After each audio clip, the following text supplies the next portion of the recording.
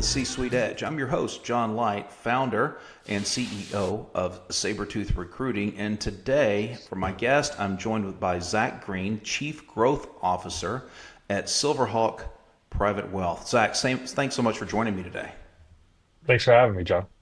Okay, we said it just a few minutes ago, kind of pre-show.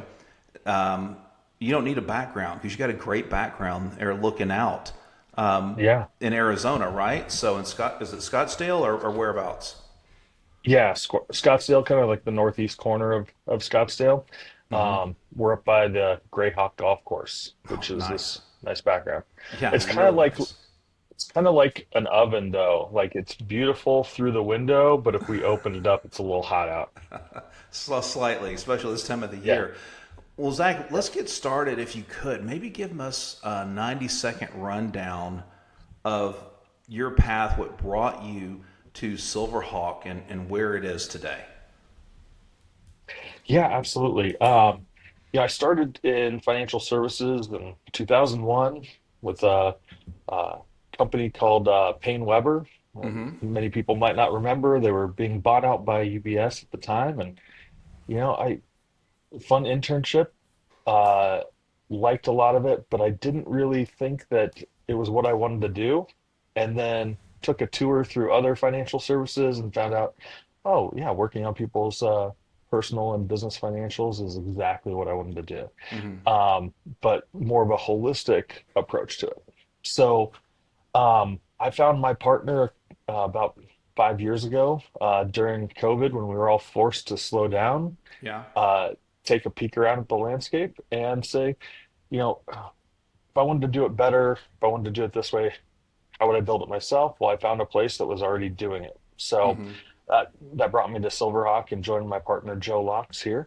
Um, Fantastic approach, and we're a boutique wealth advisory firm that really focuses on helping business owners navigate taxes, estate planning, and really being primed for exit Hmm. to make sure.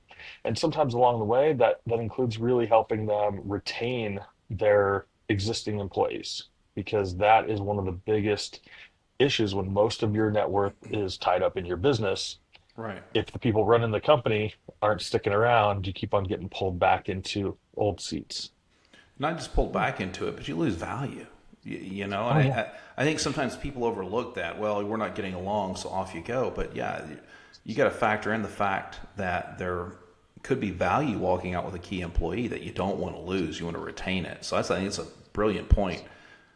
Absolutely. And we saw a broken piece to the way wealth management was managed is if you're only paid on helping clients extract monetary value from their company and put it Hmm. in a babysitter account over here, Hmm. well, when the company's out earning the market because of its growth rate, like reinvesting in the company is the better advice. So that's why we have a different model of being paid for advice rather than paid to babysit money.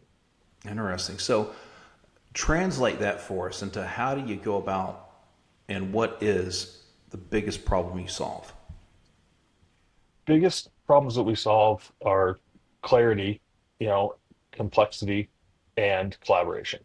So as people are building these businesses, they're usually starting from a modest spot Hmm. and everything is very simple.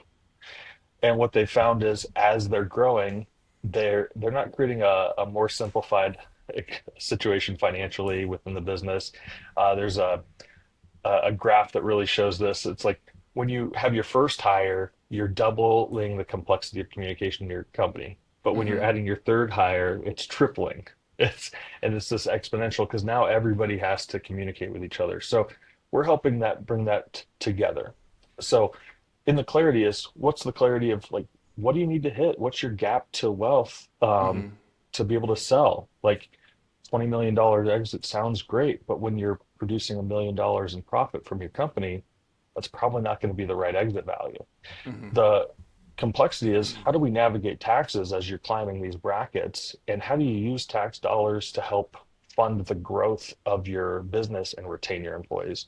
And Hmm. then the collaboration is, I bet, the average business owner that we work with has 3 to 5 different professionals that are giving them advice.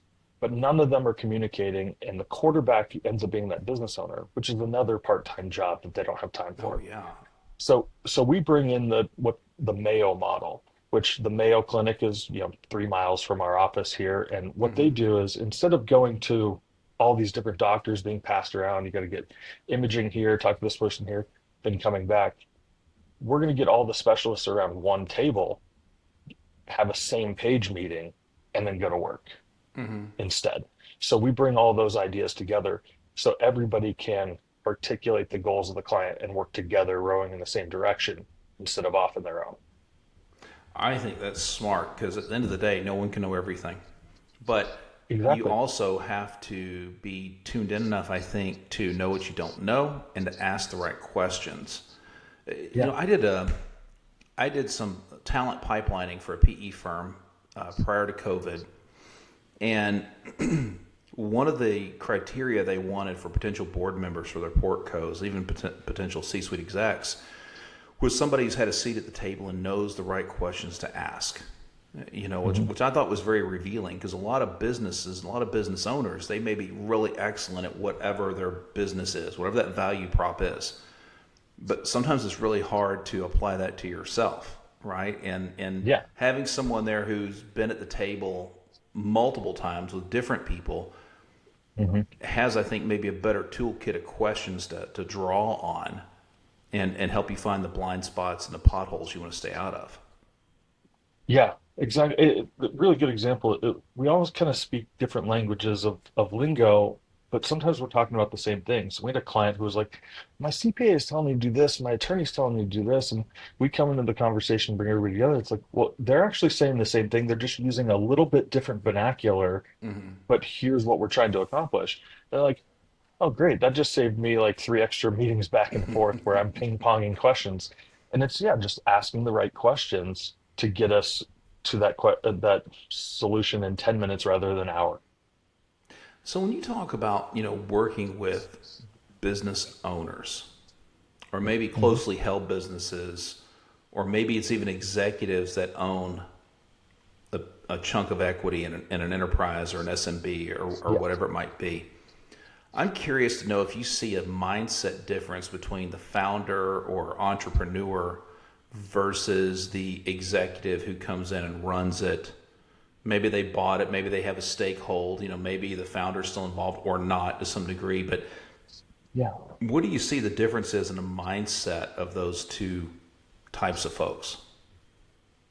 Yeah, it's a good question because it is distinctly different. Hmm. One is the business is their extra child with that entrepreneur, the person who started it from the ground up. It's like, "Hey, we gave birth to this thing. We didn't join. We didn't adopt this company later," Right. things like that. Um, and with those, what a lot of I think investment advisors fail to understand is what they want and what you think is normal is the opposite. So these people have taken an immense amount of risk to start this company. Hmm. Guess what? They don't want to take risk with other people's companies. So throwing a bunch of money into the stock market to try to ride this wave is not where their mind is, Hmm. because they're like, "I've taken all this risk here. I want to keep it." On the other side, the equity, participant, the person who has the restricted stock units or things like that, where they've been added in as an employee over time, Hmm. still has a lot more appetite for risk in their personal portfolio, but they want to be less risky with their job. So it's really like everybody's willing to take risk in different areas. Some people it's with how they eat or take care of their body. Some people it's how they run their business. Some people it's how they run their portfolio.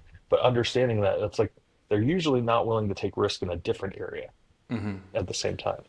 Man, that's an interesting observation. I think that's clever because you look at the executive who comes in and I hate to think of them or say the term caretaker in a sense, but Yeah. maybe they are, maybe they're not. Maybe the chair of the board is still the original owner or founder.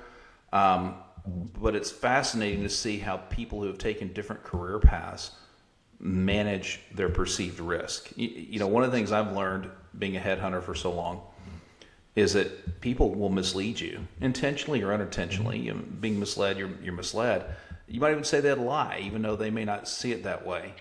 But one thing they never do is consciously act against their own, what they perceive to be their own best interest. And the reason that's important is for what you just illustrated, I think, or related to it anyway, that the founder's like, okay, I busted my tail to make X.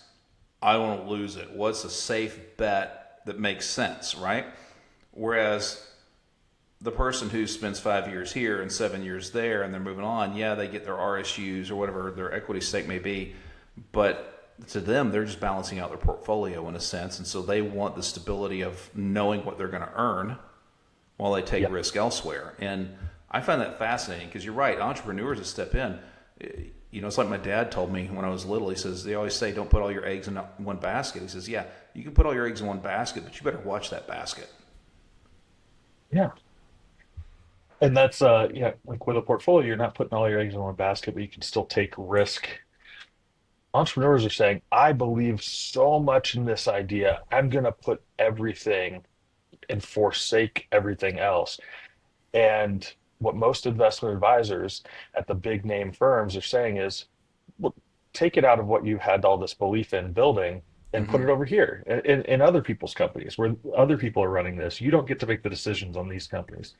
And that's really hard to communicate to someone who's put their blood, sweat, and tears, emotions, lost time with their family and their kids as a Mm-hmm. result of building this thing for security of their family and kids. They don't want to go take risk again with it. And it makes me wonder, from your perspective, Mhm. which is the more challenging group to work with? Challenging, I would say, is I enjoy working with the business owner because I Mm-hmm. understand that as the business owner who, we took this when we bought out our founder from 8 people to 21 people now, Mm-hmm. doubling it inside. And it's like, yeah, like I've got 2 young kids. I spend mornings before kids get up working on the business, spend time with my kids, get them off to school, get them to childcare, things like that. Then I go to work for a certain amount of time, come home early so I can be with them, and then go back to work because I love it. If you understand that that's where the business owner is coming from, it's easier to communicate on, oh, here's how we can take care of these other areas. When they're more Mm-hmm. focused on risk management, not growth. So, hey, my portfolio did this over the last couple of years. They're like, great, I did 3 times that in growth of my business. You're speaking a different language. So as long as you're Right. speaking to them on what matters to them, which is why we align everything with goals and real goals, because like people will come and say, I want to lower my taxes. It's like, well, great. Sell your business and quit your job. Taxes are gone. So that's obviously not the real goal. The goal is like, oh, I didn't spend as much vacation time with my family as I would have liked to, but I spent a Mm-hmm. $500,000 in taxes last year. That's what I feel like. Okay, great. We want to spend more time with our family. How can we lower the tax bill to feel like we can write those checks to rent the house in Coronado Mm-hmm. for a month? Mm-hmm. Things like that. So Yeah. uh, the most challenging people to work with are usually the people who have not had time money shift, where it's Mm-hmm. they still have more time than they have money. So DIY is more economical. Mm-hmm. At some Interesting. point, though, in your life, you shift where I now have more money than I have time. Having someone else help me with this that has the time that they had the time to put the 10,000 hours in to become a professional at Yeah. this Yeah. rather than me trying to do it myself. That's the shift Yeah. Interesting. So let me ask you where we this come in. too. And this is a little out of left field considering where the conversation's been going. What are you seeing in brief the impact of agentic, generative AI, and such things on the industry and how you deal with your clients? Um, so how are we using AI to serve and interact? Yeah, so Yeah. it's How's it really changing or evolving that relationship? it's speeding up the ability to communicate. Mm-hmm. It's speeding up the acquisition of because a lot of times we're saying okay now we need to go find the answer to this. We've got this new problem.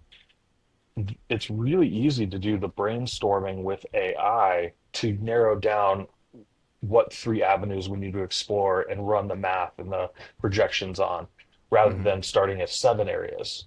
Mm, So okay. that's been really helpful. Um, but pivoting from like how we help the client on that, what has really changed is how quickly we produce marketing materials, content, and things like that. Where Mm-hmm. that's one of the things where I think there's going to need to be a shift in the marketing area with these people. It's you now need one person to create 3,000 pieces of content in a year. Uh, well, now they can do that in a month with a little interaction there. So some of the marketing arms and the branding and things like that that we've done, it's that's where it's I've seen the biggest uh, push forward in terms of minimizing the amount of time needed. Interesting. So Yeah. yeah, Hopefully, it gives us more partial time pivot. to. Hopefully, it gives us more time to engage with those challenging personalities and help them navigate the challenges they face. Yeah, Right. That's really the we're goal. spending less time on that other stuff, more time with our clients. That's the win. That's the big win. Zach, if someone wants to get in touch with you, learn more, what's the best way for you to be found? Yeah, so I mean, we have our LinkedIn and our Instagram handle at Silverhawk Private Wealth, and then our website at silverhawkfinancial.com, and yeah, it has our whole team there and available, and some cool pieces that you can get access to with no cost of just how to think through certain financial Mm-hmm. questions and topics. Awesome. Zach, thanks so much for joining me today. Appreciate it.